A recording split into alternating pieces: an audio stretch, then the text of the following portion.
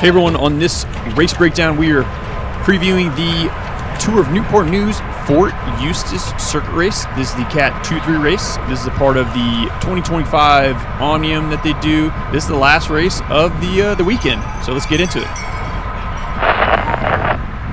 Okay, we just completed our first lap, so check up at the track map. Not a very technical circuit. This is pan flat.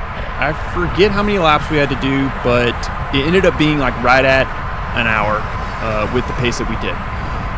There are points preems and cash preems during this race. And we have two teammates with me. We see Jake right here on my right, and then up and direct in my front is Jeremy. Jeremy's back. So very excited to have him. He is our threshold rider. We got his mechanical fixed from the first day, or our first day, which was the Twilight Crit. He didn't get to participate in that. So he's got fresh legs and is super motivated to influence the race. I'm going to help influence the race right here by slotting in on this little effort, this first little attack of the second lap. Slot in right behind this total rider.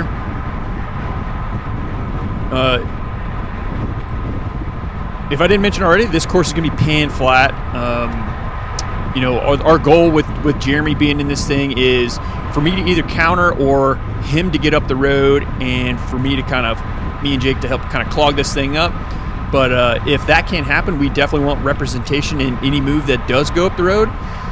So that's kind of what we're doing right here. Setting third wheel, keeping the pace nice and smooth as we come through the parking lot section of the circuit. I thought this guy in the white right here was done with his pull. He kind of moves left right here a little bit, and then gets back on the power. 3, 2, 1, moves left. And then I'm like, all right, cool, I'll go. And then he jumps on it again, so I'm like, oh. I think he realized it was strung out behind us, and so he wanted to go as well. So I will take the extra draft for a little bit longer, as we do have the group strung out behind us. That's a great section to attack right there, is through the parking lot when you have those couple of just 90-degree turns. Obviously, it's not very technical because the road is so wide, but it does string the field out and hurts people in the back of the field. So I'm up here on the front. This is the point in the race where I just look back right here and I check over my shoulder and I realize, all right, I'm going 28 and the group is together. We're strung out, yes, but there's really no gaps. And I realize, dang it, I've got to make sure if I'm trying to get away, it's got to be above 30 miles an hour, probably closer to 32. I was really hoping that this group was going to counter each other and we could kind of go again, but that never happens. All right, all gets reset. We skip ahead a few minutes, 12 minutes in. Jeremy's just a few wheels ahead of me on the front right here. I believe we're about to come up to a points preem lap. Like, we're not there yet, but when we hit the start-finish line, we will hit that points preem lap. So we're just a few laps in. And again, just patrolling the front, kind of keeping your eyes up the road, staying in shouting distance of your teammate, having the ability to move around. Also want to note, if you haven't noticed already, the yellow line rule is not in effect. So we have the full width. This makes this course really wide. Trying to defend, trying to clog up the road makes it super hard. All right, we have a slight lull in the pace, and I use that momentum I have to counter along the right-hand side. Check out this water puddle to dodge as well.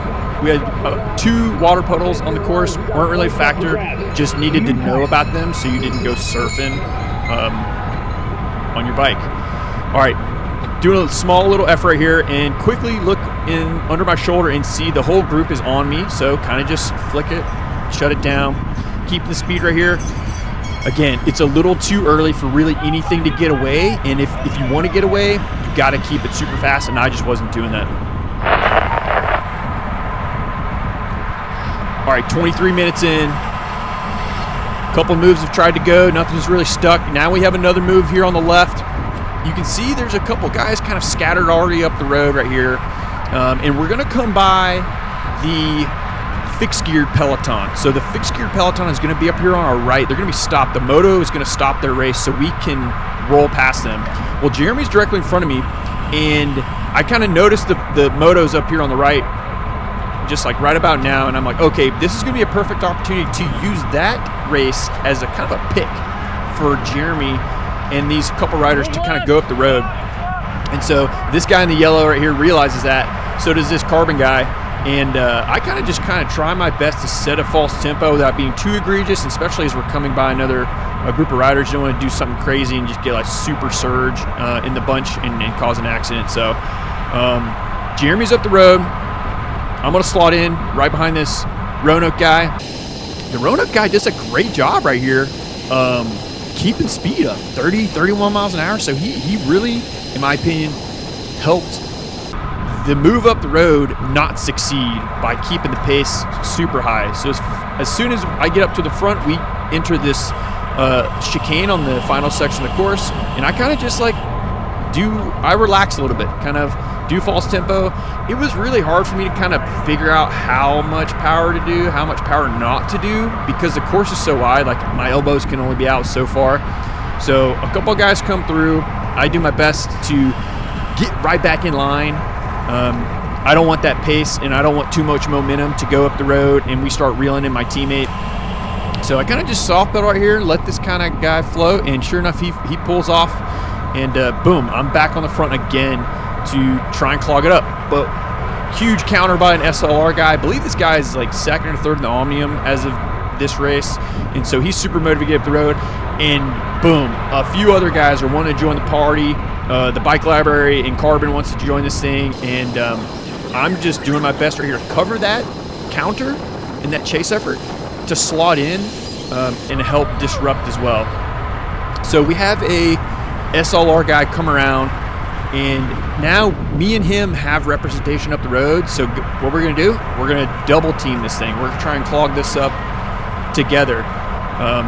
The group's pretty wise to this. Again, we're about like just under halfway through this race, and having the full width of the road, it's so hard to kind of cover and clog stuff up. The guys are on it. A few riders come by: Pittsburgh, DC Devo, Roanoke again. I do my best again just to slot in, and I'm doing everything I can to help Jeremy get up the road, let his group succeed. It just doesn't look like his group is getting organized enough and going fast enough to really go anywhere.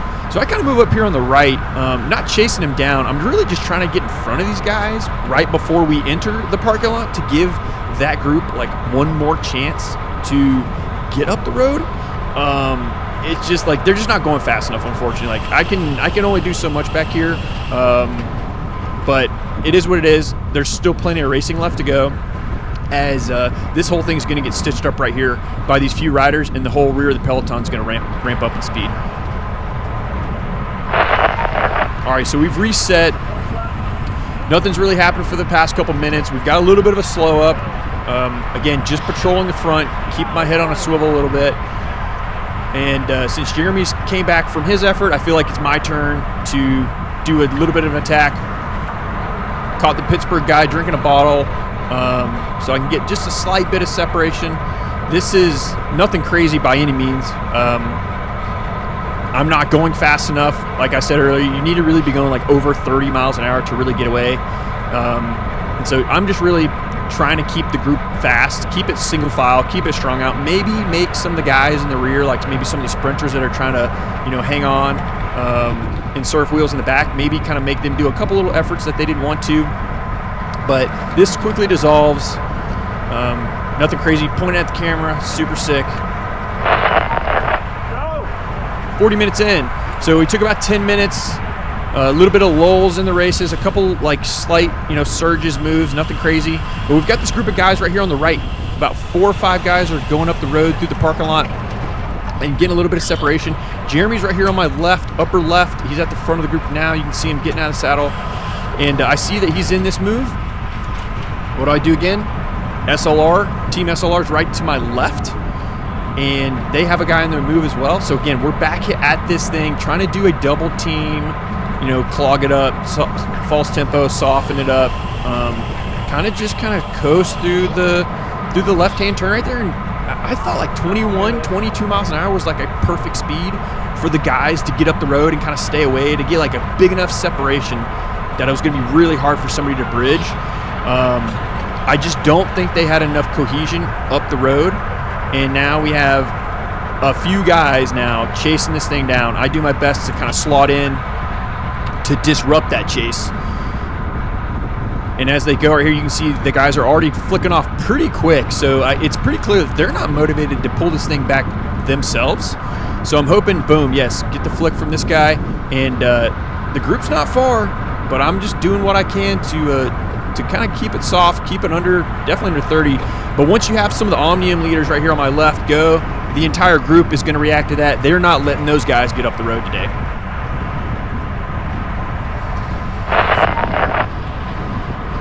All right, pushing ahead a little bit further. Again, full width of the road. We're 46 minutes in. I think we just got done with a cash preem, and so it kind of lulled a little bit. And I used that momentum to my advantage right here, close to the front, trying to make it count. Good little snap to get separation. And I check under my shoulder, and no one came with me. I immediately shut this thing down. I'm not the breakaway guy, and we have 2 laps to go. So I don't know if I should have stayed on this effort or should have done what I did, shut it down. I was really torn. After watching the footage and seeing this. It was like, man, should I put a little bit more effort into that?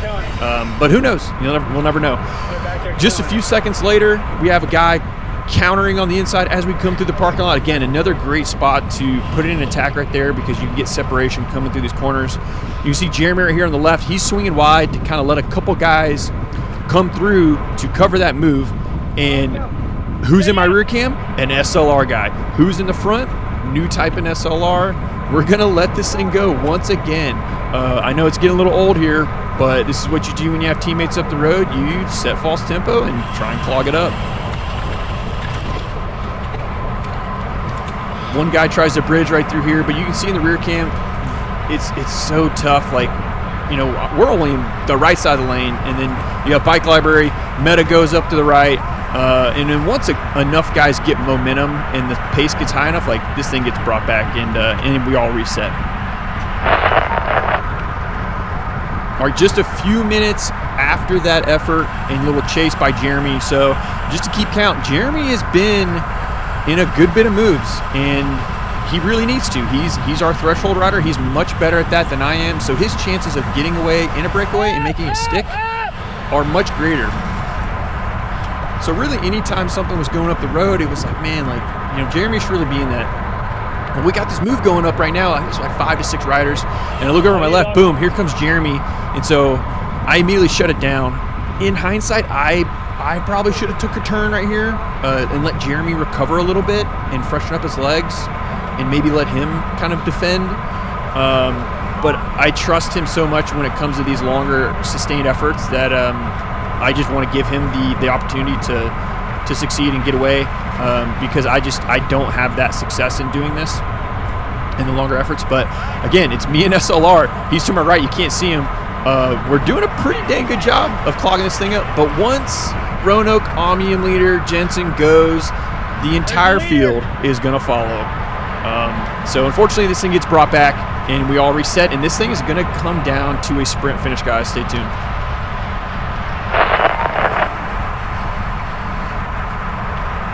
All right, 57 minutes in.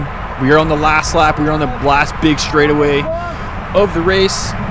We are going to reach our high speeds of the race on this stretch and through the chicanes. It's going to be a good time. All right, we're at the point of the race. Jeremy's up to my left. I know he's pretty cooked, and he's been doing a lot. And it's unfortunately I want to lead out from him, but this straightaway is so long that so much stuff can happen on this straightaway, and you really just kind of have to pick and choose your door. It's like a little bit of Russian roulette a little bit. And unfortunately right there, boom, it's hard to see, but Jeremy kind of gets tangled up with the biker library guy and loses a little bit of momentum. And he's kind of blocked in on the left. He's boxed in now, so luckily I'm behind Caleb with Team Winston-Salem. I know Caleb's a sprinter. We're going to be elbows out from here on out. Find a little bit of a lull, go around Caleb, use a little bit of watts, gain some good positions right here.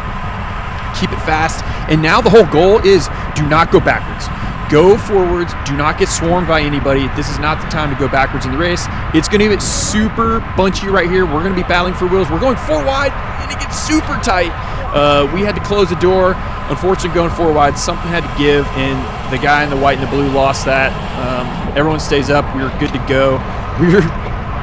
We're close, guys, right through the chicane. We had a small attack from a meta guy. He's throwing the Hail Mary, like a deep ball. So we got 2 guys up the road right there. That's first and second, and I'm sitting 5th wheel. I feint and block my inside so no one can dive bomb me right there on the inside. I'm right behind 2 really tall, 2 big diesel motor guys, so I'm thinking like they're going to get the speed up. I'm encouraging them, like, go, get on the wheel. So we ramp up the speed right here. This is a lot of watts. 33, 34 miles an hour, over 600 watts. Yellow guy gets out of the saddle. Remember the water is up here on the right. I try and snap, but unfortunately the DDP guy does a great, he has a little bit more snap than I do and gets around right at the water, so it's really hard to maneuver. The sprint is gone. That's the battle for first up the road. We're hauling butt right here. Boom, there's the line. Man, it's a super long sprint, but it comes fast, and I come away 5th for the day. Not the best result, but definitely better than yesterday. So a little bit of redemption from the Twilight crit. Great team tactics, good effort to try and get up in the move and get away. Unfortunately, my legs I just did not have a big. I needed really like a little 1,000-watt little kick right there to hopefully come around a couple of those guys. But good on DDP. Good on the SLR team for helping me try and get some of those guys up the road. Unfortunately, it just didn't work out. But yeah, great Tour Newport. I don't think this race is coming back. I heard we're going to do another crit for the Tour Newport next year. So yeah, appreciate y'all watching. Catch you on the next one.